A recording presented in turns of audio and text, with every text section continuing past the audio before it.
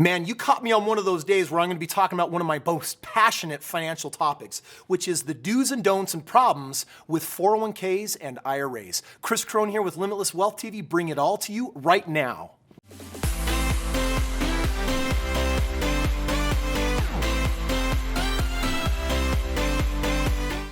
Problems with 401ks and IRAs. This is a dangerous topic for me to be talking about because you know that if I ever talk about this whatsoever, I get so fired up with the fact that people are behaving and showing up like sheeple instead of taking control over their financial future. It's already started, I'm calming down. Which is why I brought Stephen Michael Miller today as our resident expert on the matter. He's just gonna sit here and help calm you down and provide commentary on how he feels about 401ks and IRAs. Isn't that right, Stephen? Excellent. So let's just get started with this concept of where did 401ks come from in the first place? If we go back pre-revolution, if we go back before the Industrial Revolution, we had Americans in this country working on farms. We were pretty much in charge of our livelihood. We would have children. Our children would then take over the farm. They would help take care of us. And we all had a really great built-in retirement plan, and we were 100% self-sufficient. That's what life was like back then, wasn't it, Stephen? Exactly. But then comes the Industrial Revolution, and all of a sudden all these factories emerge, and people realize, oh my gosh, I need to find a good way to entice people off of their farms, and they decided to come up with this concept called the pension. And the pension was where the company was going to take care of you for life when you were done working. Give us 30 or 40 years working of your life, and we're going to take care of you and your widow and your family after you die. And that was a really strong enough allurement that people that were done with the whole farming gig, they said, I'm going to go into the cities, I'm going to start working in these factories. And that existed for a very long period of time until the 70s. In the 1970s, it got to the point where companies started shrugging and saying, it's way too expensive, it has caught up with us, it is not sustainable for me to pay someone for 40 years of working and then pay them another 30 or 40 years after they die.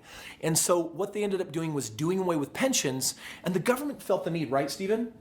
To absolutely step in. And what they did is they instituted this thing called the 401k. Now, the 401k was this idea that we'll actually put a much lower burden on the company's backs, and we'll let them do this match, like on the first 3% or 5%. And pension was a really big deal, but by the time it came to 401k, the world basically said, go fund your own financial future. Friends, our real estate took care of us for the rest of our lives. And now we've evolved over the last 200 years into jobs where if you're contributing aggressively to a 401k for 40 years, guess what? It's not enough money to pay for retirement. And the free money, the match that the company's giving you, the enticement to stay there with them, guess what? It's also not going to be enough. So take your free money, and the bottom line is if you do the math and you get to the very end of the road and it's not enough money, you just call that a broken system. Isn't that right, Stephen?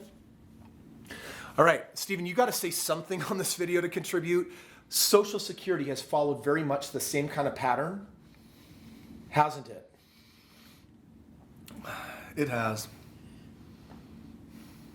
So the deal with Social Security.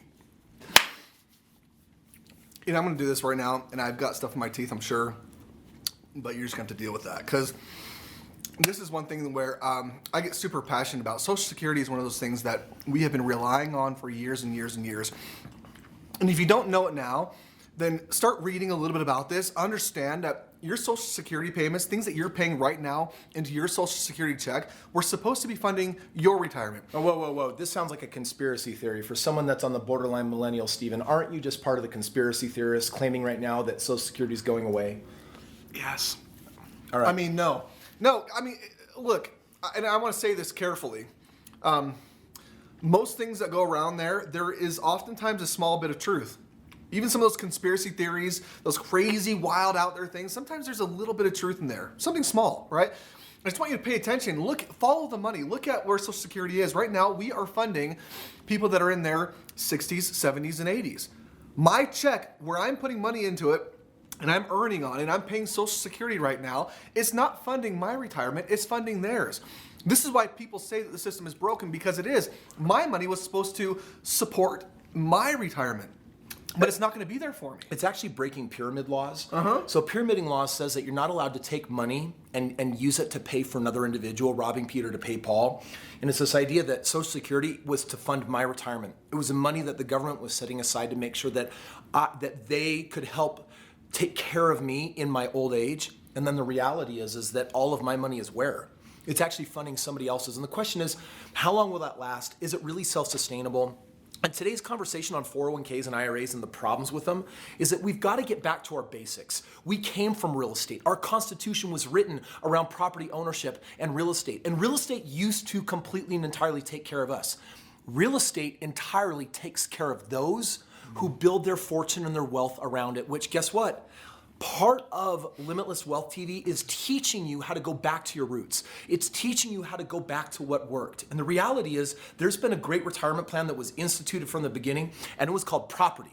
Why? Because property has the ability to take care of you, whether you're using it for growing livestock and plants and farming, or whether you're using it as a real estate investor today, it's the same exact thing. Look at how Donald Trump made his first $1 billion. Borrowed $1 million from dad, went out, bought a skyscraper downtown New York City, flipped it and sold it for mega profits.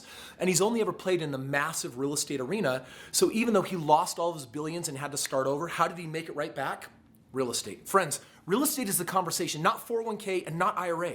Stephen, the problems with 401ks and IRAs are. Okay, the 401k was never meant to retire you. I just want you to get clear on this for just a moment. It is a glorified savings bucket, and the glory is very small. That you can't touch. You can't access. If you're oh watching, my gosh. If you're watching this video right now, then what I want you to do is something a little different, because usually I want you to keep your eyes open while you're watching this video. But for just a moment, I want you to close your eyes. Just keep the sound rolling here for a second. I want to ask you some questions. And I want you to determine right now if this investment is a good investment or a bad investment. So just listen to me for just a second. Close your eyes and just listen. I want you to give me your money, and I'm not going to give you access to it for 30 to 40 years. Number one. Number two. I want you to give me your money, and I'm going to charge you for me to have your money. I'm going to charge you fees for me to have and be, quote unquote, managing your money. Is this a good investment or a bad investment? Number three, you're going to give me your money, and if you want to take some of it back at any time, I'm going to penalize you. I'm going to smack you on the hand, give you this big penalty, okay? In order for you to get your own money. Is this a good investment? Number three. Four. You're going to give me your money, and I'm not going to pay you anything. Every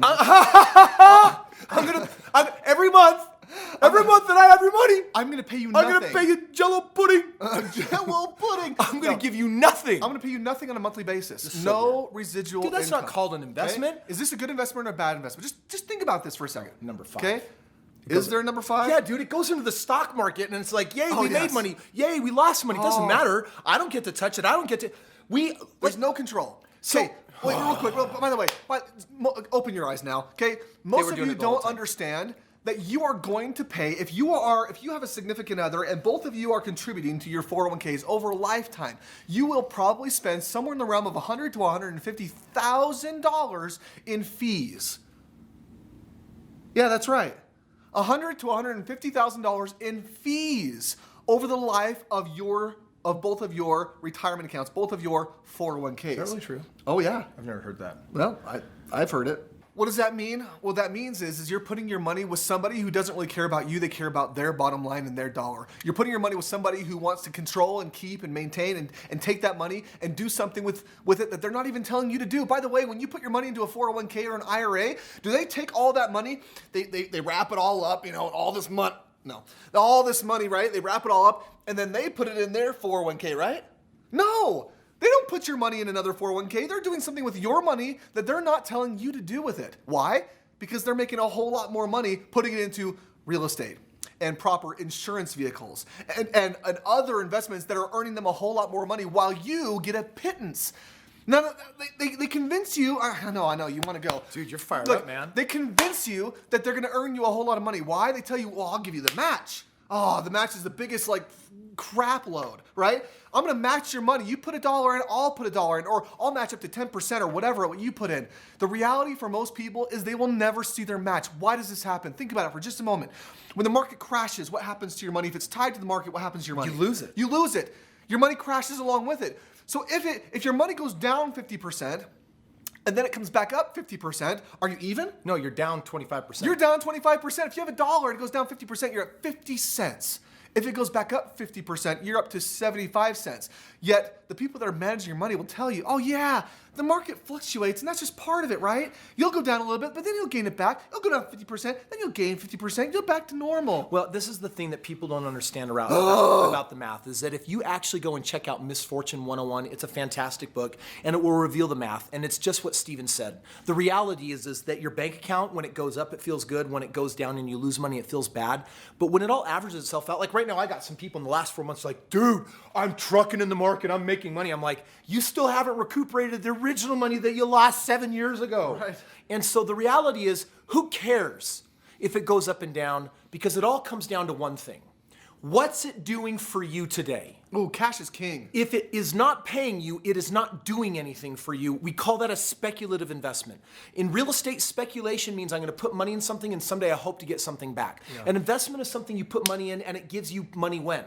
Right now. So friends, we're inviting you, as you're considering the concept of 401ks and IRAs, to invest your money where you know that you're going to get paid back. Invest your money where you know you're going to get a return, and be in charge of that. Take ownership. Get back to the family farm. Get back to proven concepts that work. Click the link up here in this corner, and Steven and I will share with you exactly how we will take you into the best markets, help you invest it in real estate, and we're going to let you own 100% of it. We're not going to take it over. We're not going to take a piece of the pie. It's 100% yours, because we are here to empower you and get Americans back to what has worked from the very beginning. Get yourself back in real estate. If you're looking for more information on your alternatives with 401ks, click the link up here and let me give you a free copy and audio copy of my book, The Straight Path to Real Estate Wealth. I'm going to talk about 401ks and IRAs and how those can actually be hidden assets to actually launch you in the world of real estate, making way more money and having way more financial control over your life. Click the link and get more.